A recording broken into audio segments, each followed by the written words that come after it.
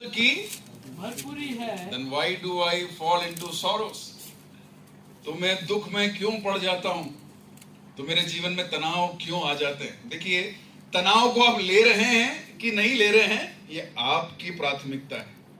आज फिर मैं आपको बताना चाहूंगा, वचन आपको बार बार याद दिलाता है, किसी बात की चिंता मत करो। आएगी, चिंता आएगी। भजन संहिता वाला भजन संहिता 34 के अंदर लिखता है कि मैं यहोवा के समीप में गया, उसने मुझे निर्भय किया। भय आएगा, उसने मेरे सारे कष्टों को दूर कर दिया। कष्ट आएगा और उससे अनछूता कोई भी व्यक्ति नहीं है। ऐसा नहीं है कि मेरे जीवन में कष्ट नहीं आया। मैं अगर समय मिलेगा तो मैं अपनी गवाहियों को बताऊंगा। बहुत लंबे समय तक इन सारी टेंशनों को सहने के बाद भी, मुश्किलों के बीच में से जाने के बाद भी, जब भी मैं ऊपर देखता हूं, मेरा परमेश्वर का मुख चमकते हुए मेरी ओर मैं उसको देखता हूं। ये दुनिया की हालेलुया तमाम प्रकार की टेंशन हमारा कुछ नहीं बिगाड़ सकती। If God is with us, who can be against us? अगर परमेश्वर हमारे साथ में तो हमारा विरोधी कौन हो सकता है? हालेलुया, परमेश्वर के नाम की स्तुति हो। आइए आज हमारे ध्यान को आज के संदेश की ओर ले जाएं। गिनती की पुस्तक उसका 13वां अध्याय,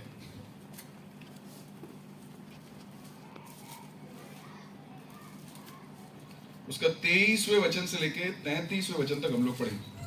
तब वे एस्कोल नमक नाले तक गए और वहां से एक डाली दाखों के गुच्छे समेत तोड़ ली, और दो मनुष्य उसे एक लाठी पर लटकाए ऊँटा ले चले गए, और वे अनारों और अंजीरों में से भी कुछ कुछ ले आए।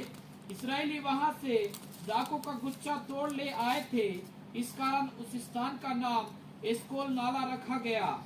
40 दिन के बाद वे उस देश का भेद लेकर लौट आए और फारान के जंगल के कादेश नमक स्थान में मूसा और अरून और इस्राएलियों की सारी मंडली के पास पहुंचे। उनको और सारी मंडली को संदेश दिया और उस देश के फल उनको दिखाए। उन्होंने मूसा से यह कहकर वर्णन किया, जिस देश में तूने हमको भेजा था उसमें हम गए। उसमें सचमुच दूध और मधु की धाराएं बहती है, और उसकी उपज में से यही है। परंतु उस देश के निवासी बलवान है। परंतु बट हालेलुया, ये परंतु जो है ये बहुत ही घातक है ना। ये परंतु हमारे दिलों के ऊपर हावी हो जाता है। ये परंतु हमारे जीवन के ऊपर हावी हो जाता है। ये परंतु हमें सोचने पर मजबूर कर देता है। ये परंतु हमारी गति को धीमी कर देता है। ये परंतु सामने अंधियारे को लेके आ जाता है। ये परंतु मेरे भविष्य के ऊपर एक प्रश्न का चिन्ह लगा देता है। ये परंतु शैतान की एक चाल है। ये परंतु परमेश्वर की ओर से नहीं है, ये किसकी ओर से? शैतान की ओर चाल से। शैतान की चाल यही है कि तू निराश हो जाए।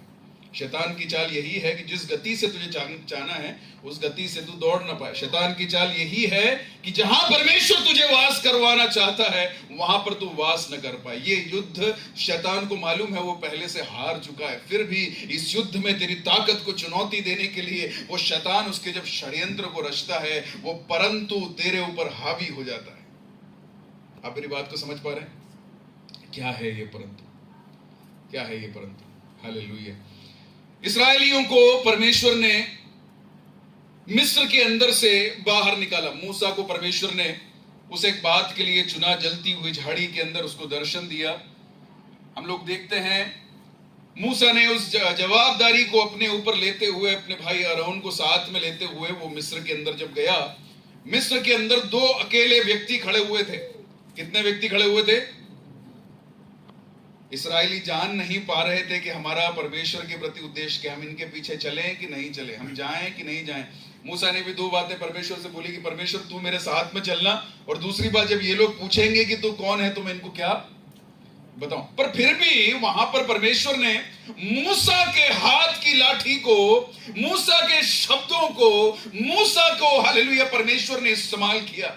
इतना भयंकर इस्तेमाल किया कि सारे मिस्र वाले लोग थर थराने लग गए। मृत्यु की भीति उनके सामने आ गई। उनके जीवन में हालेलुया बड़ा अंधकार सा छा गया। परमेश्वर के जन का खड़ा रहना मात्र शैतान को गिड़गिड़ाने के लिए काफी है। तू बस खड़ा रहे, शैतान डर जाएगा। हालेलुया। तू बस क्या कर? खड़ा रहे, शैतान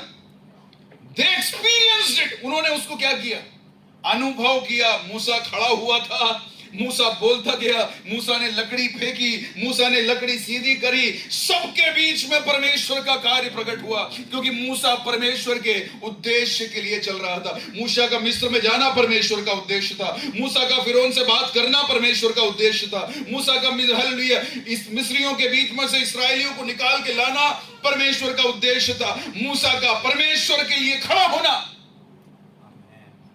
सारे ऑड्स के खिलाफ में, अब्राहम सारे ऑड्स के खिलाफ में परमेश्वर के लिए यात्रा करने के लिए निकला। मूसा सारे ऑड्स के खिलाफ में परमेश्वर के लिए वो सेवकाई करने के लिए निकला, और जितने लोग उसके सामने आए वो उसके परमेश्वर यहोवा के हाथ को देखकर थर थराने लग गए।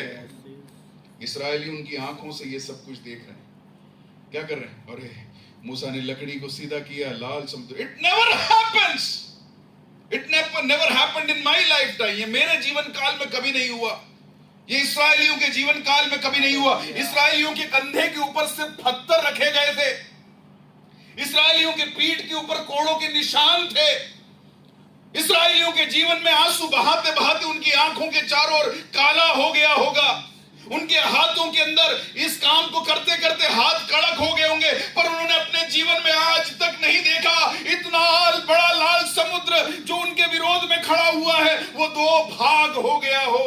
आमीन। पर मूसा की लाठी जिसमें कोई दम नहीं था, उसको मेरे परमेश्वर ने लाल समुद्र को दो भाग करने के लिए इस्तेमाल किया। Praise the lord. I want to tell you, 10 रुपया है आपके हाथ में, 10 रुपया है।